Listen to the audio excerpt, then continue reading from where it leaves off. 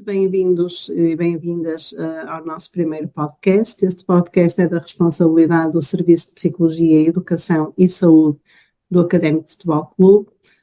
Esperamos que este ciclo de podcasts que nós estamos a pensar organizar ajude a nossa comunidade, a família academista, de alguma forma esclarecer alguns conceitos. E hoje, muito especificamente, iremos falar sobre autoestima e imagem corporal nos nossos atletas. O meu nome é Teresa Dias, sou responsável pelo Serviço de Educação e Psicologia do Académico, e aqui comigo eu tenho as três pessoas que integram, para além de mim própria, que integram neste serviço. Vou começar por apresentar o Tiago Costa, psicólogo clínico, que está a acompanhar o académico, maioritariamente o handball e o basquetebol, já desde o ano passado, já é nosso conhecido. Bem-vindo, Tiago, e obrigada por estares aqui. Temos também presente a nossa estagiária de Psicologia deste ano, especificamente Psicologia da Educação e do Desenvolvimento, a Regina Abreu. Obrigada, Regina, por estares aqui connosco também e participares desta equipa. E também temos aqui o nosso nutricionista estagiário, o Pascoal Luca, ao qual nós também agradecemos o ter-se juntado tão prontamente a esta nossa equipa e ter-nos permitido alargar o nome de Serviço de Psicologia e Educação para Serviço de Psicologia, Educação e Saúde, que era uma componente que nos faltava. Muito rapidamente vamos então começar a falar daquilo que nos traz aqui hoje, que é exatamente aquilo que é a autoestima e a imagem corporal. Regina, se calhar eu passava-te já a bola a ti. Muitas vezes nós confundimos os conceitos entre autoconceito, autoestima. O que é que diferencia isto em torno de que é que nós podemos, o que é que está correto dizermos que é o autoconceito e a autoestima? Eu, antes de referir essas duas diferenças, eu queria primeiro, acho que é importante referir que a autoestima é uma construção relevante no desenvolvimento da criança e dos adolescentes. E por isso é importante desenvolver a confiança, não só nas suas competências de aprendizagem, mas também na componente física, onde a criança ou adolescente aceita e está satisfeita com a sua aparência, mas também na componente emocional, onde aceita os seus próprios sentimentos, e também na componente social, sentindo que é valorizada pelos outros e onde sente que é capaz de construir e também estabelecer relações interpessoais. Isto porquê? Porque a oportunidade para interagir com os outros é importante para o desenvolvimento da criança, porque através destas interações a criança vai começar a estabelecer a noção do eu e a saber o que os outros esperam dela. E aí, nessa noção do eu, é aí que a criança vai desenvolver o seu autoconceito, que é diferente do conceito de autoestima. O autoconceito é a construção do eu, que muitas vezes chamamos de self, e está ligado à percepção que o indivíduo tem de si próprio e àquilo que acredita que ele é. Ou seja, é um processo cognitivo, uma vez que o sujeito, só à medida que ganha consciência de si próprio, é que vai adquirir essa compreensão. Esta construção acontece ao longo do tempo e tem em conta sempre as transformações das estruturas e dos processos cognitivos. Agora, falando da autoestima, esta está mais relacionada com julgamentos de valor pessoal e é importante perceber que a autoestima não é inata, porque é uma competência que se vai construindo ao longo da vida e com base no relacionamento com os outros e na imagem que estes criam sobre o indivíduo e a transmitem. Mais concretamente, o autoconceito consiste então nas diferentes percepções que o indivíduo tem de si mesmo, ou seja, corresponde à sua autodescrição e vai contribuir para a construção da imagem que cada indivíduo tem de si próprio. E a autoestima é mais a avaliação ou o sentimento do indivíduo acerca da sua imagem, implicando um grau de satisfação ou de insatisfação consigo próprio. Bom, Regina, muito obrigada assim, por esta primeira introdução, mas se calhar para passar um bocadinho agora a palavra, Tiago, de que forma é que estes dois conceitos, mas nomeadamente a autoestima, têm influência no contexto desportivo? Naturalmente, enquanto indivíduo, nós vivemos em diferentes contextos, casa, escola, ou neste caso família, contexto escolar, contexto desportivo e outros contextos até profissionais também, De que forma é que o conceito de autoestima ou aquilo que eu sinto sobre mim mesmo tem algum impacto sobre os nossos atletas no contexto desportivo?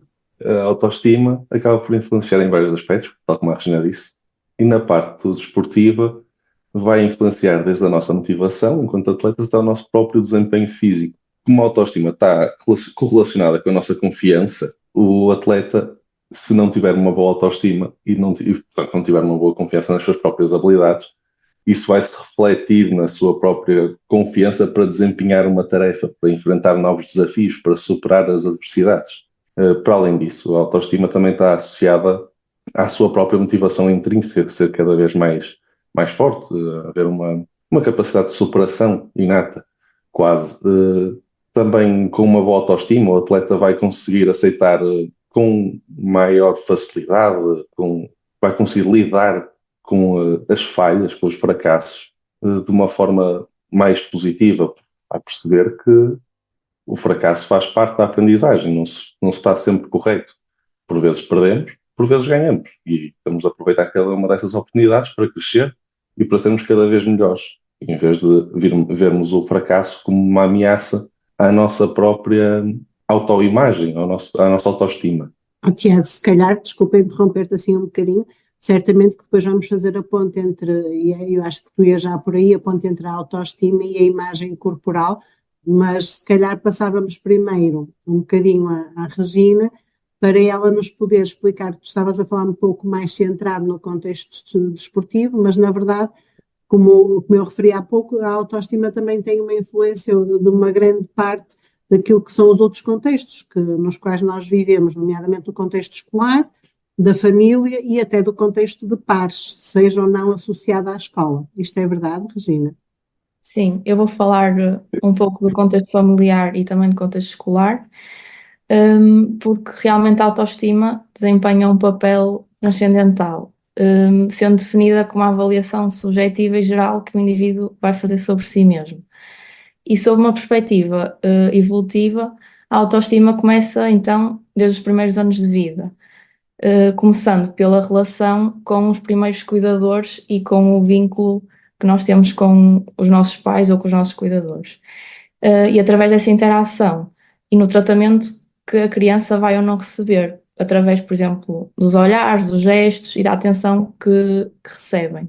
Para além da família, que apresenta um papel fundamental nesta construção de uma autoestima saudável, posteriormente vem o contexto escolar, que também vai desempenhar um papel crucial na construção de uma autoestima saudável.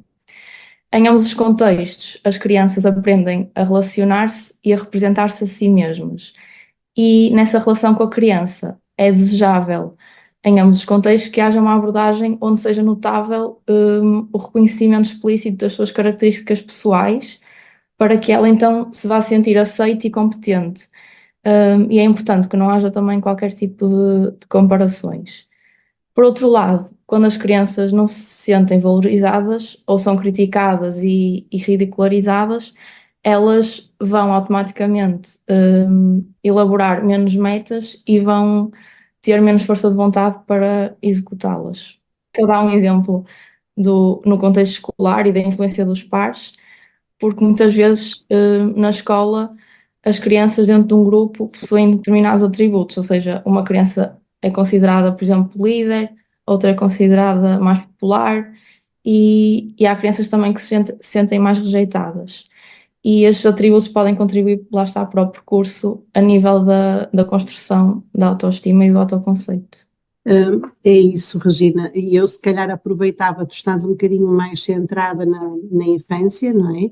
E eu, se calhar, ao transitar um bocadinho para a adolescência e os jovens, voltava outra vez à palavra para o Tiago, com esta importância cada vez maior que os pares assumem na influência daquilo que, ou melhor, naquilo que são os meus pensamentos sobre mim próprio, quando eu estou numa idade de adolescência ou então jovens, e até se calhar mesmo jovens adultos. Os pais são importantes.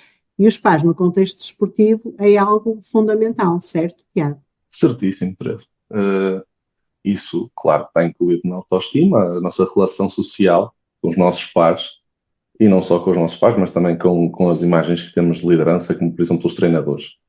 No entanto, a relação que temos com os nossos colegas de equipa, o facto dos nossos colegas de equipa respeitarem a nossa visão, a nossa autoperceção de nós mesmos, ajuda a que fiquemos mais confiantes, a que consigamos desempenhar as nossas tarefas na equipa, claro, de forma mais, não diria só eficaz, mas mais alegre e mais realizadora do que se os nossos pares não nos encorajassem a irmos de encontro à nossa autorrealização de nós próprios. E isso vai um bocadinho também de encontro à nossa autoavaliação ser realista, porque se a nossa autoavaliação não for realista, os nossos pares também não vão conseguir concordar e suportar as nossas próprias visões. Então, ter uma autoestima boa, uma autoestima equilibrada, ajuda a fazer com que nós conheçamos as nossas forças e quais é que são as áreas em que nós próprios podemos melhorar sem haver qualquer tipo de exageros nas nossas percepções de capacidades ou de fragilidades.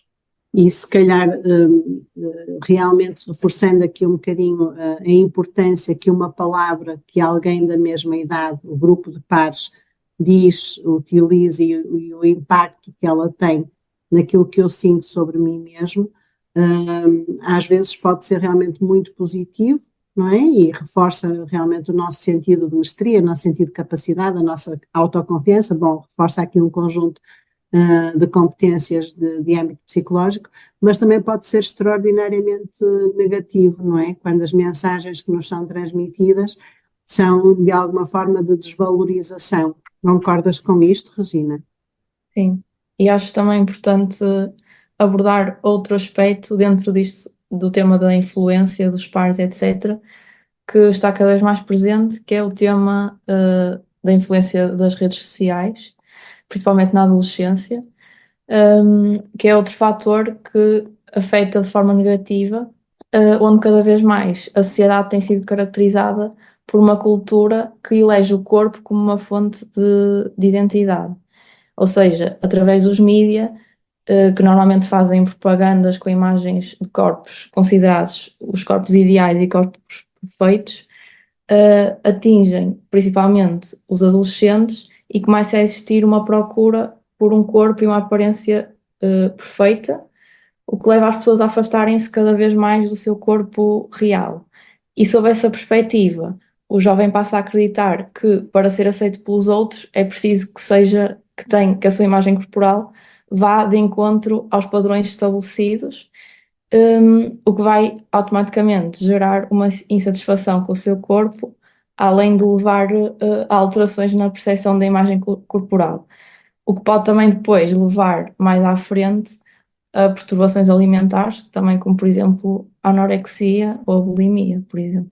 Parece-me que agora temos aqui uma deixa perfeita para passar a palavra ao nosso Pascoal, perdoa-me o facto de dizer nosso, não é, Pascoal, mas ao nosso nutricionista. Esta ideia da imagem corporal faz muitas vezes, ou a ideia ou a falsa ideia que os jovens têm sobre si próprios e sobre a imagem que transmitem para os outros, faz muitas vezes com que, do ponto de vista alimentar, eles acabem por criar rotinas que não são saudáveis, podendo mesmo chegar a este extremo da bulimia ou da anorexia, como estava a Regina a falar. Concordas, Pascoal? Sim, logicamente eu concordo. Quando se fala em autoestima e tentando fazer essa ligação com a nutrição, a gente facilmente acaba indo para a imagem corporal, principalmente pelo fato de que muitas raras exceções estão realmente satisfeitos com o seu corpo de uma maneira impecável, perfeita. Todos temos insatisfações. E, logicamente, a gente parte de um pressuposto de que um clube com atletas sobre uma parte nutricional, onde ela é muito representativa também na parte de como nós nos percebemos, né? Muitas vezes sou muito gordo, sou muito magro, não tenho músculo. Tudo são questões que influenciam muito na autoestima, principalmente em idades mais adolescentes, mas não tem idade. Qualquer idade isso influencia muito.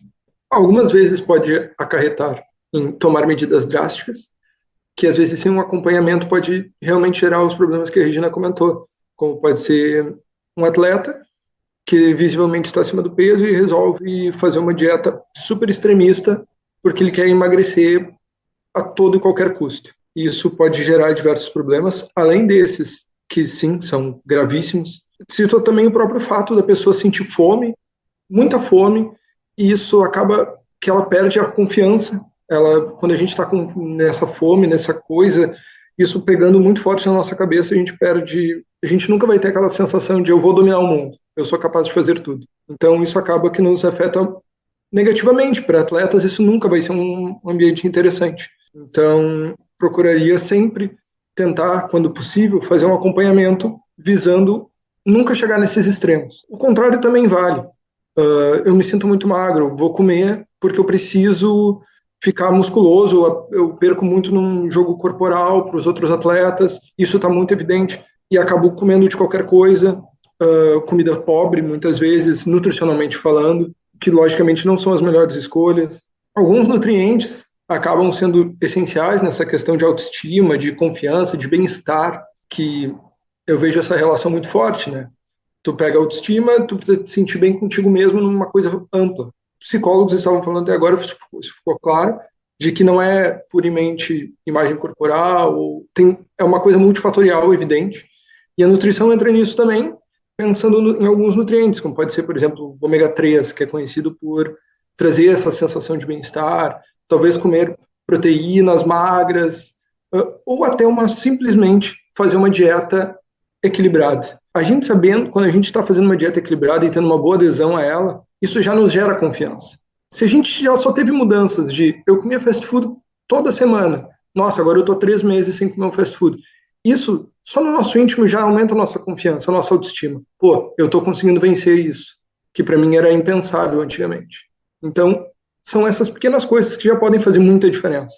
Muitas vezes a gente acaba indo para extremos, pensando, pô, se eu não fizer 110% e nada é a mesma coisa.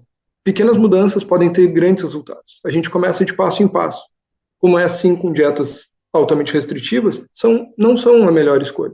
Do mesmo jeito que começar só cortando o fast food, que era de 3 vezes na semana para uma, pode ser incrível. E isso já muda dentro de nós, internamente, já nos faz ser mais confiante. Olha, eu consigo, já é uma vitória pessoal, pequenas vitórias. E se calhar, obrigada, Pascoal, e se calhar eu passava agora aqui um bocadinho para o Tiago, porque realmente esta junção entre, por um lado, a autoestima e associada à confiança, ou à autoconfiança que o Pascoal estava agora a chamar a atenção, com a imagem corporal, até por aquilo que é construído ou desconstruído em relação à alimentação, hábitos alimentares que os atletas têm, é muitas vezes sinalizado por parte dos próprios atletas ou dos treinadores como sendo um problema. É verdade isto? Sim, é verdade.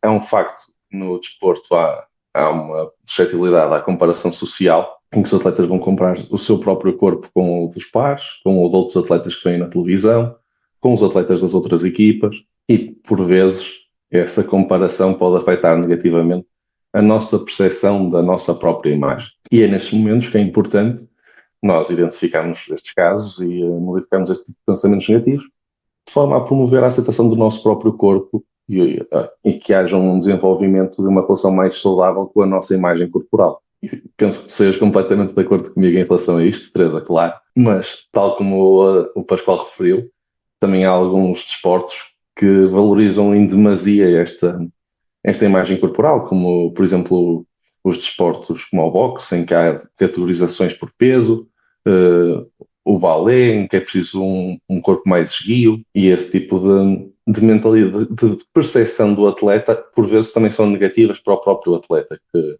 no caso do balé, tal como sabes, há alguns problemas relacionados com distúrbios alimentares, por vezes, das meninas e dos meninos ficarem muito preocupados, podem ganhar peso com aquele consumo, por vezes, completamente saudável de alimentos, também como o Pascoal referiu, alimentos ricos e que são necessários para o desenvolvimento corporal.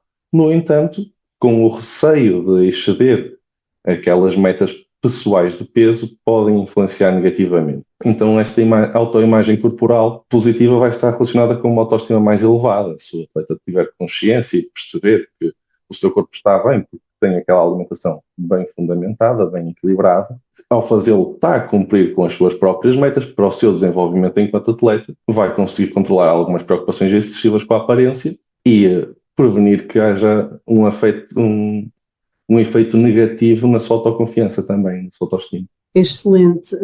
Eu não sei, nós já estamos assim com algum tempito, mas de podcast, no entanto, acho que se calhar ainda há uma outra dica que nós podemos deixar ficar, quer para os atletas ou quer associada a àquilo que nós sentimos face ao nosso corpo enquanto atletas, e mesmo também do ponto de vista da psicologia, mas também do ponto de vista da nutrição.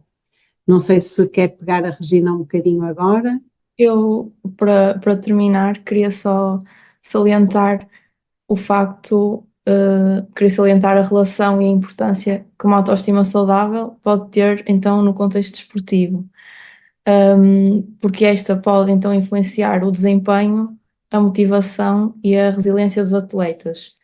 Ou seja, ter uma autoestima saudável, no desporto pode contribuir para o desenvolvimento pessoal e também para o sucesso dos atletas, onde eles poderão apresentar uma maior confiança nas suas competências pessoais e também irão aceitar melhor as suas falhas. Ou seja, uma autoestima saudável vai permitir que os atletas aceitem as suas falhas e os seus erros como parte do processo de aprendizagem, sendo que uma das características de atletas ou adolescentes ou crianças não atletas com uma baixa autoestima é, por exemplo, o perfeccionismo, onde tudo tem de sair perfeito e, caso contrário, eles vão sentir então que não valem nada ou que são um fracasso. E também é importante referir, por fim, a motivação intrínseca, onde os atletas praticam desporto pelo gosto que têm pelo desporto em si e pelo desejo do seu autodesenvolvimento, e pelo desenvolvimento também de competências socioemocionais, como, por exemplo, a tomada de decisão, a consciência social no trabalho em equipa, em vez de dependerem exclusivamente de recompensas externas. Excelente, obrigada, Regina. Não sei, Tiago, se queres deixar ficar assim alguma mensagem mais dirigida para estas características da autoestima ou mais específica para atletas? A única dica que posso dar é para reforçar que é importante aceitarmos as nossas falhas e os nossos erros como uma oportunidade para crescermos, não focarmos nessas experiências menos positivas como algo negativo e também não nos esquecermos de celebrar as nossas conquistas, por muito pequenas que sejam. Conseguirmos fazer uma habilidade que nunca pensamos conseguir fazer e trabalhamos com calma, com atenção, com cuidado para a conseguir fazer, imaginamos a realizá-la e efetivamente conseguimos fazê-la. Por isso vamos aproveitar para festejar essa nossa pequena conquista. Também termos um cuidado de praticarmos autocompaixão. Muitas vezes procuramos só em ter compaixão para com o outro e esquecemos de a ter para connosco. Tratarmos-nos com bondade, com compreensão, percebermos que estamos todos perante desafios e fracassos e aceitarmos que toda a gente pode cometer erros e que isso não vai definir o nosso valor, quer enquanto pessoas, quer enquanto atletas. Obrigada, Tiago. Se calhar agora com uma mensagem também aqui por parte do Pascoal, até porque de alguma forma nós fomos associando os hábitos alimentares a algumas sensações até positivas que nos podem trazer, não é? Quando adotamos determinado ou quando ingerimos determinado tipo de alimentos. O que é que nos podes dizer para nos dar assim algumas dicas no sentido até de nos sentirmos orgulhosos ou bem dispostos ou um bocadinho realmente mais organizados naquilo que são os nossos hábitos alimentares? Que dicas é que nos deixas, Pascoal?